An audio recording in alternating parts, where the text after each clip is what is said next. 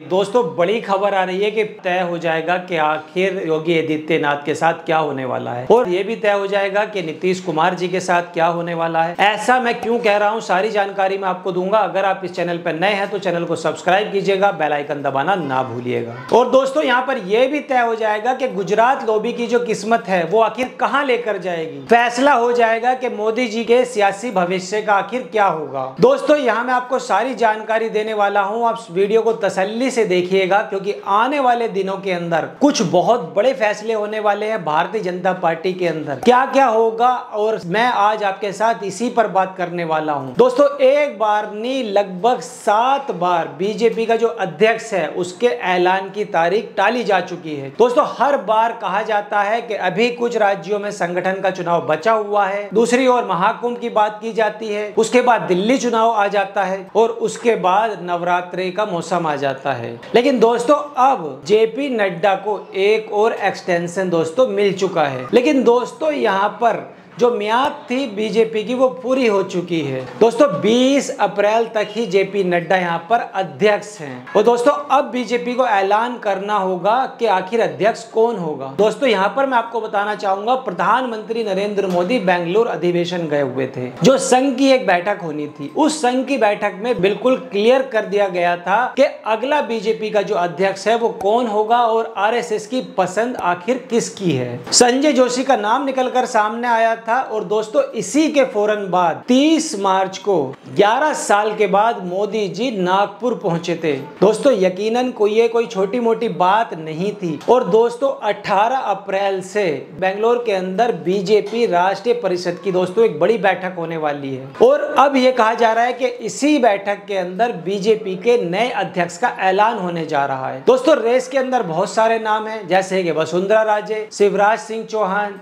सुनील बंसल, पुरंदेश्वरी, मनोहर लाल खट्टर और प्रहलाद जोशी और किशन रेड्डी। लेकिन दोस्तों इसमें संघ की जो पहली पसंद है वो है संजय जोशी। दोस्तों अगर संजय जोशी नहीं बनते हैं तो नितिन गडकरी का नाम सामने आता है। और दोस्तों ये जो दोनों नाम हैं ये गुजरात लॉबी यानी कि मोदी अमित शाह को पसंद नहीं है। अब यहाँ पर आरएसएस चाहता है कि संघ का जो प्रभाव है वो बीजेपी से दूर रहे। बार बार इसमें संजय जोशी का नाम लिया जा रहा है और बार बार ये कहा जाता है कि संजय जोशी जो हैं वो नरेंद्र मोदी जी की आंख में चुभते हैं। और वो कैसे चुभते हैं ये भी बताता हूं। दोस्तों दरअसल यहाँ पे होता ये है कि 6 अप्रैल को संजय जोशी का जन्मदिन था और दोस्तों इसी दिन गुजरात में बीजेपी के तालुका प्रमुख प्रकाश भाई ने उनको बधाई दी थी और उनका ये कहना था कि बीजेपी अध्यक्ष ने उनका इस्तीफा मांग लिया था। अब दोस्तों यहाँ मैं आपको बताऊंगा कि संजय जोशी के अंदर आखिर क्या है ऐसा जिससे गुजरात लॉबी परेशान है। दोस्तों ये जो सवाल है जब ये पूछा गया, राजनीतिक विश्लेषकों से पूछा गया, तो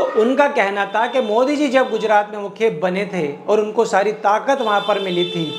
अब ऐसे में 2005 के अंदर एक सीढ़ी आई थी और सीढ़ी के चलते एक इस्तीफा हुआ था और उसके बाद फोरेंसिक लैब में उस सीढ़ी को फेक बताया था। अब ये सीढ़ी क्या है? सीढ़ी का मतलब है एक व्यक्ति का नाम, जो पूरन जोशी हैं उनका नाम था कि उनके आने के बीच में यानी कि उनकी सरकार के बीच में ये रोड़ा बन रहे थे। अब उसको सीढ़ी का नाम दिया गया था। अब उसके बाद में दोस्तों नितिन गडकरी अध्यक्ष बन जाते हैं बीजेपी अध्यक्ष के। अब वो क्या करते हैं, उनको वहां से निकाल देते हैं और उनको यूपी के चुनाव में उतार देते हैं, यानी कि यूपी के अंदर उनको प्रभारी बना दिया जाता है। और दोस्तों उसके अंदर नतीजे भी अच्छे आए थे बीजेपी के, जो सरकार बनी थी। और यहाँ पर भारतीय जनता पार्टी को और मोदी जी को लगा था कि वापस से इनकी सरकार बन जाएगी और इनको आगे बढ़ने का मौका मिल जाएगा। और अब जो संजय जोशी है उनकी आंख की जो किरकिरी बने हुए हैं वो सिर्फ इसीलिए बने हुए हैं, उनकी आंख की किरकिरी, कि अगर वो भारतीय जनता पार्टी के अध्यक्ष बनते हैं तो वो अपना पुराना बदला ले सकते हैं जो गुजरात में मोदी जी मुख्यमंत्री रहे थे। अब वहां पर उन्होंने उनकी नाक में पूरी तरीके से नकेल डालने का काम किया था। अब यहाँ पर यही सबसे बड़ा सवाल है कि बीजेपी अध्यक्ष कौन बनेगा और कौन नहीं बनेगा,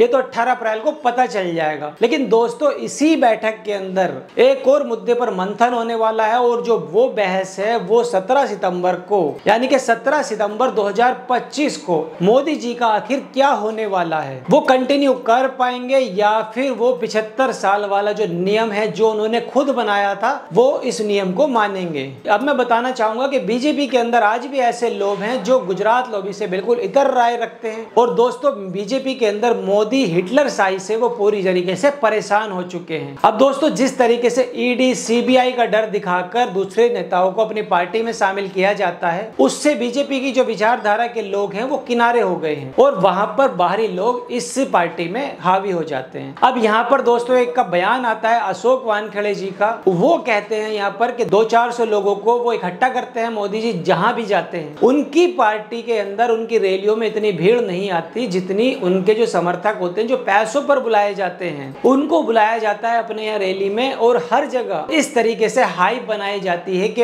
आज भी देश के अंदर मोदी जी चाहते हैं। लेकिन दोस्तों साथ ही यहाँ पर संघ का कहना है कि 75 साल वाला जो फॉर्मूला है, जो 75 साल वाला फॉर्मूला खुद मोदी जी ने बनाया था, क्या वो पूरा कर पाएंगे सितंबर के बाद में? क्या वो यहाँ से अब अपना पद छोड़ पाएंगे? क्योंकि दोस्तों लगातार जो बैठकों का दौर चल रहा है वो बैठकों का दौर यही साबित करता है कि अगला अध्यक्ष आखिर कौन होगा। अगर यहाँ पर दोस्तों आरएसएस की पसंद का कोई बीजेपी का अध्यक्ष बन जाता है तो मोदी शाह की आंख में पूरी तरीके से किरकिरी बन जाएगा और इसीलिए दोस्तों भारतीय जनता पार्टी चाहती है, यानी कि गुजरात लॉबी चाहती है कि उनके यहाँ पर अध्यक्ष उन्हीं की पसंद का रहे। मतलब ये है यहाँ पर कि उनकी पसंद का मतलब जैसे जेपी नड्डा है अब उन्हीं की पसंद का रहेगा तो वो उन्हीं के इशारे पर काम करेंगे। अब संघ दोस्तों यहाँ पर इसलिए नाराज है क्योंकि जेपी नड्डा ने दिल्ली चुनाव से पहले ये कहा था कि भारतीय जनता पार्टी पूरी तरीके से सक्षम है और उसको अब संघ की कोई जरूरत नहीं है। और यही सबसे बड़ा कारण है कि आरएसएस प्रमुख मोहन भागवत जी वो भी सितंबर में रिटायर हो रहे हैं। वो चाहते हैं कि अपने रिटायरमेंट से पहले वो भारतीय जनता पार्टी के अंदर संघ का ही एक प्यादा बिठा दें, यानी कि भारतीय जनता पार्टी के अंदर संघ का अध्यक्ष बने, जिसकी वजह से संघ का पूरी तरीके से कंट्रोल रहे भारतीय जनता पार्टी पर। और ये पूरी तरीके से मोदी जी को और अमित शाह जी को और जेपी नड्डा को पसंद नहीं है। तो दोस्तों यही सबसे बड़ी वजह है कि लगातार भारतीय जनता पार्टी के अंदर तकरार चल रही है। लगातार देखने को मिल रहा है कि एक्सटेंशन पर एक्सटेंशन दिए जा रहे हैं जेपी नड्डा को। लेकिन अब फाइनल हो चुका है कि अगले 5 दिन में आखिर क्या होने वाला है। अगर बीजेपी का अध्यक्ष आरएसएस की तरफ से बनता है तो ये तय माना जा रहा है कि योगी आदित्यनाथ का क्या होगा।